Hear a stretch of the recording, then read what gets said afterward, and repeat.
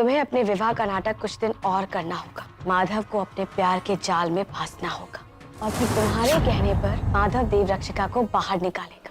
पीछे आप समझ रहे हैं ना हम क्या कह रहे हैं? हम आपसे प्यार करने लगे हैं। युवराज! देवरक्षिका, हम एक दूसरे के साथ थोड़ा वक्त गुजारना चाहते हैं और वो भी अकेले में। युवराज, आप भी जानते हैं कि ये वन खतरे से खाली नहीं है। समझाइए राजकुमारी को और चलिए मेरे साथ।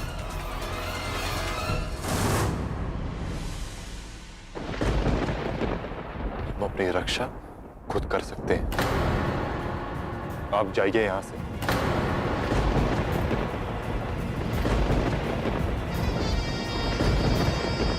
युवराज, खतरा सिर्फ आप पर नहीं, राजकुमारी पर भी आ सकता है। जब तक राजकुमारी हमारे साथ है, आपको उनकी फिक्र करने की कोई जरूरत नहीं। आपने मुझे वचन दिया था कि आप इस वन में कभी नहीं आएंगे। एक वचन के लिए दूसरा वचन तोड़ना हमने आप ही से सीखा है। मैं नहीं मानती इस बंधन को, इस प्यार को, इस शादी को और इस रिश्ते को भी। हम दोनों इस वन में पहले भी आ चुके हैं और तब हमने आपकी जान बचाई थी, आपने हमारी नहीं।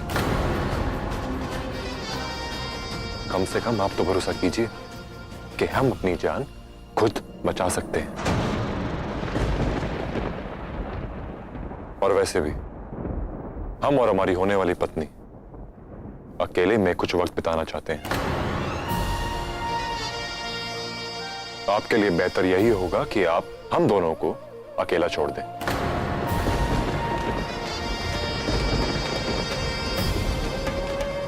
जाइए यहां से।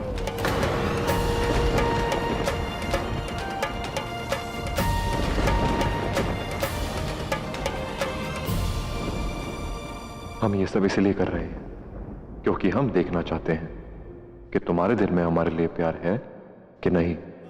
अगर है तो देखते हैं कि हमें और रूपलेखा को साथ देखकर वो प्यार कब तक खामोश रहता है। देवरक्षिका, आपने सुना नहीं युवराज ने आपको क्या आदेश दिया? आप जा सकती है।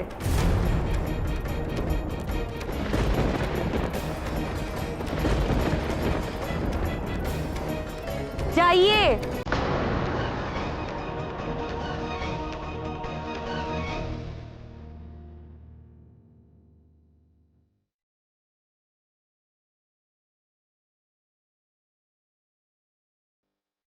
चलिए युवराज।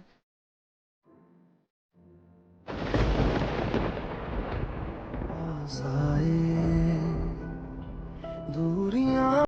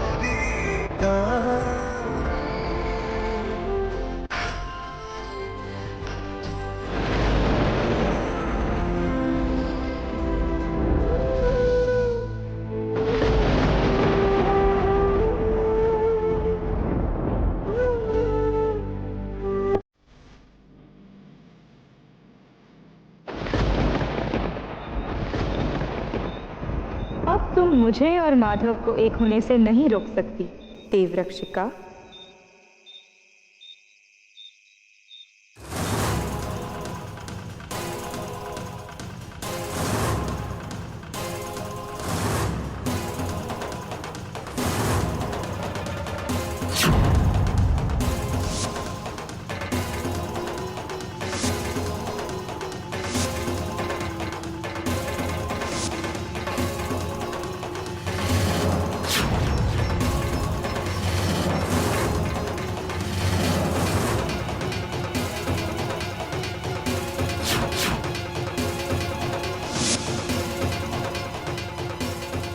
बड़ी अम्मा, जोगन का मन कह रहा है कि जरूर कुछ अनर्थ हुआ है।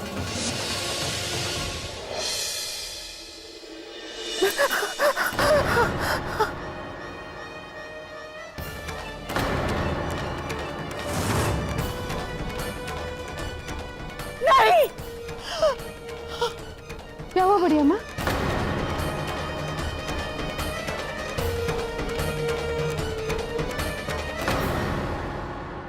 कुछ तो गलत हुआ है देवसेना। बस हम इसे पूरी तरह से समझ नहीं पा रहे हैं। क्या कह रही हैं? ऐसा क्या गलत हुआ है? हमारे पास इसका कोई जवाब नहीं है, सिर्फ सवाल है। आप बैठिए, मैं पानी लेकर आती हूँ। लीजिए बड़ी अम्मा।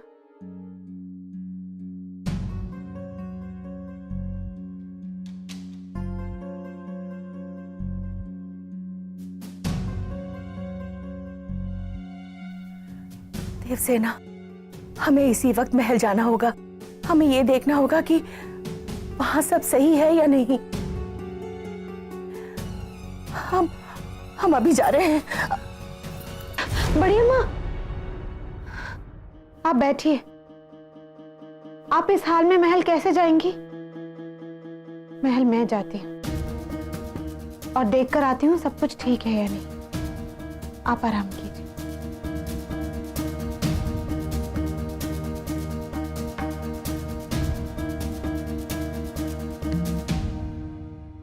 रक्षा करना प्रभु।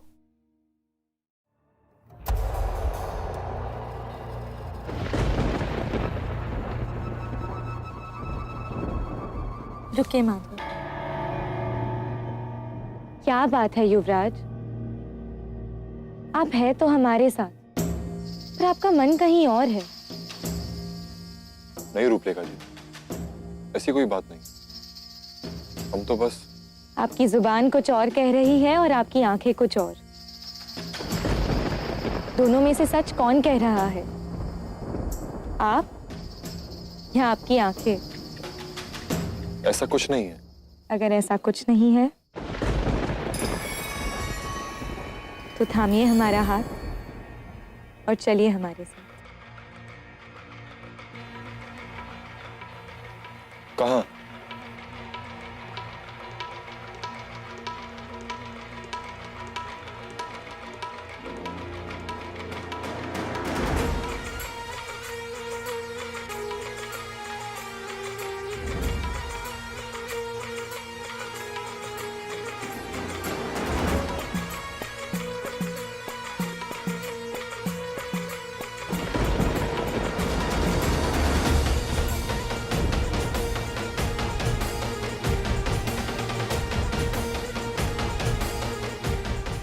चलिए युवराज।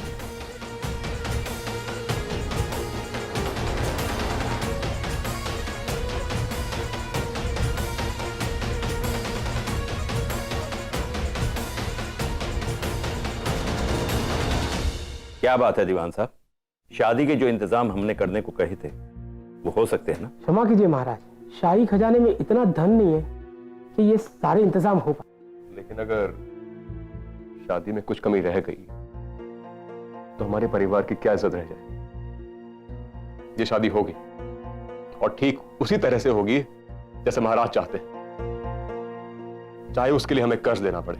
छोटे राजा साहब माफ कीजिएगा, राज्य के खजाने पहले ही से कर्ज के बोझ में दबे हुए हैं अगर और कर्ज लिया तो वो टूट जाएंगे। दीवान साहब, उसके बारे में हम विचार करेंगे। आप जा सकते हैं।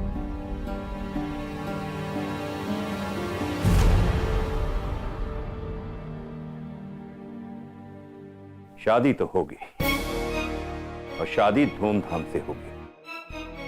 आखिर हमारा एक ही बेटा है।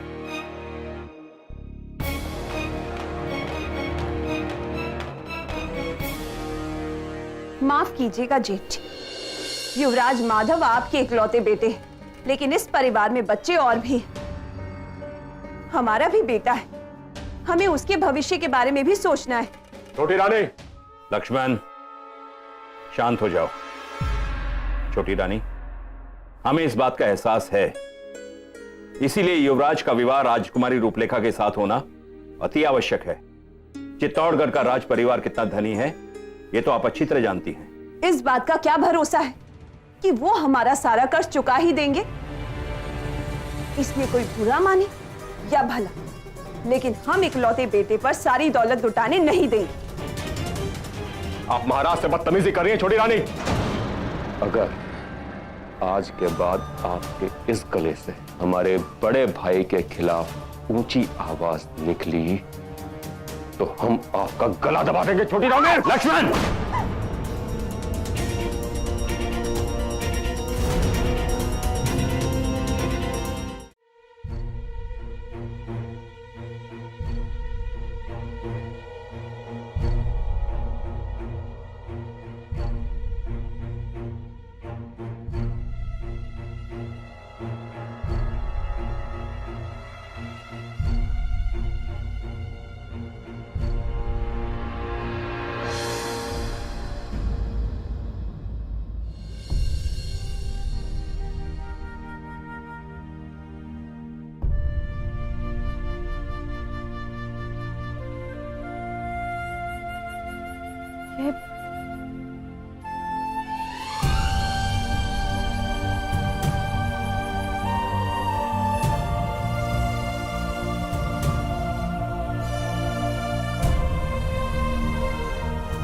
ये क्या कर रहे हैं आप? अभी अगर मैं आपको नहीं संभालती तो चोट लग जाती आपको।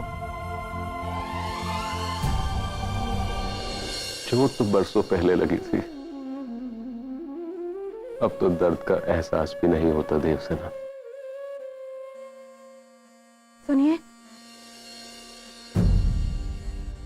इस हालत में आपका घर से बाहर जाना ठीक नहीं है। घर वो होता है देवसेना जहां पति और पत्नी होते हैं।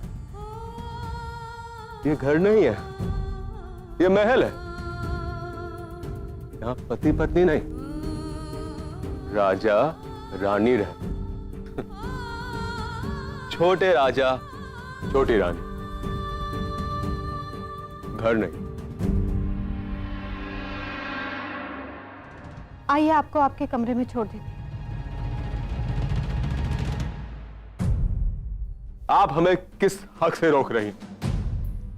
होती कौन है आप हमें रोकने वाली? मैं आपकी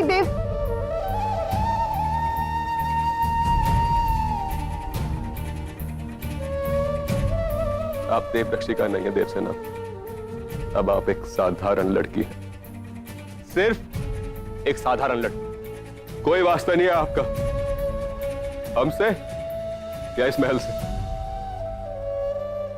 हम तो बर्बाद हो चुके हैं देवसेना। आप हमारे पास आएंगी, आप भी बर्बाद हो जाएंगे। चले जाइए हमारे पास से, जाइए।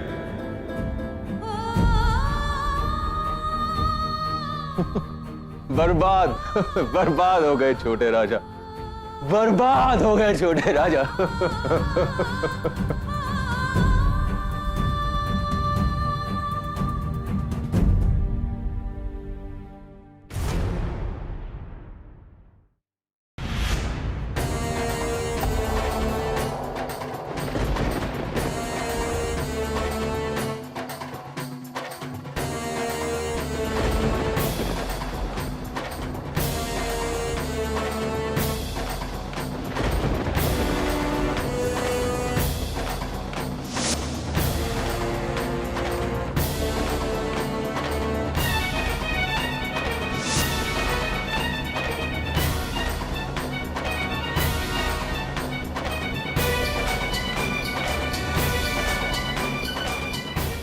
हम अपनी रक्षा खुद कर सकते हैं।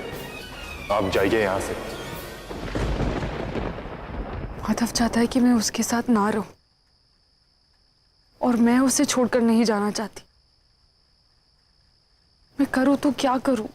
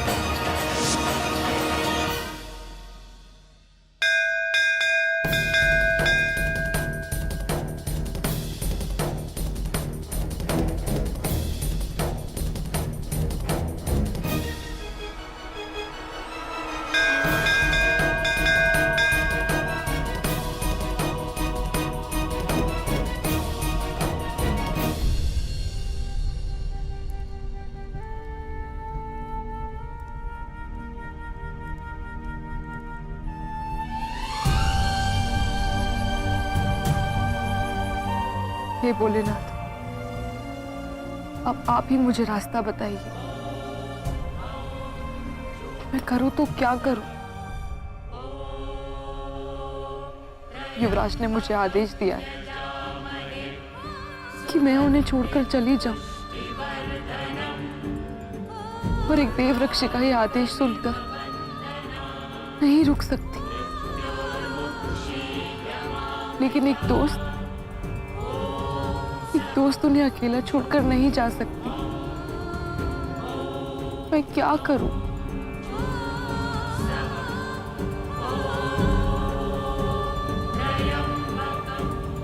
अलख निरंजन भोले, बम बम भोले, भोले बम बम भोले, बम बम बम बम बम भोले।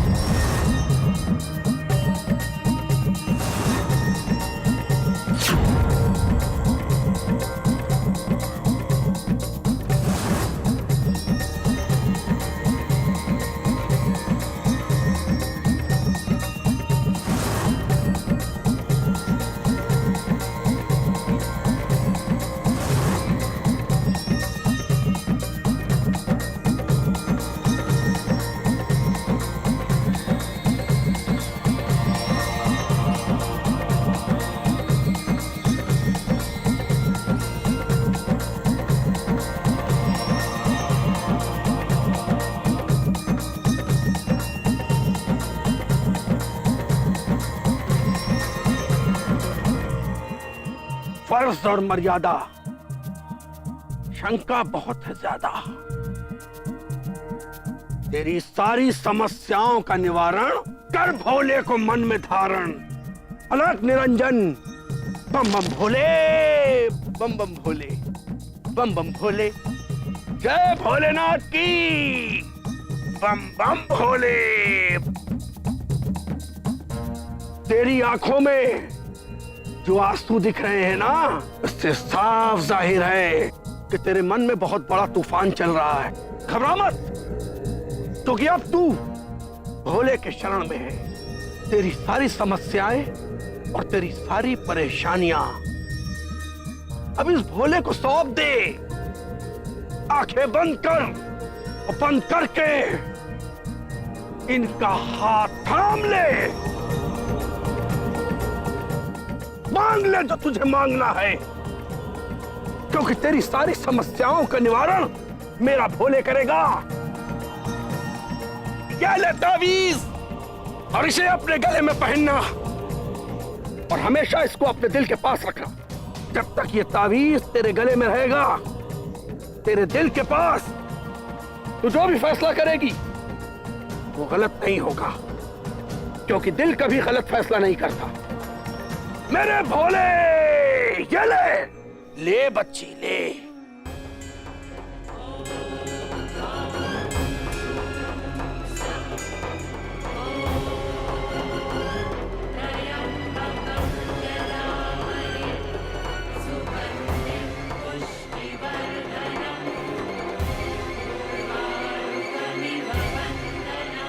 बाबा,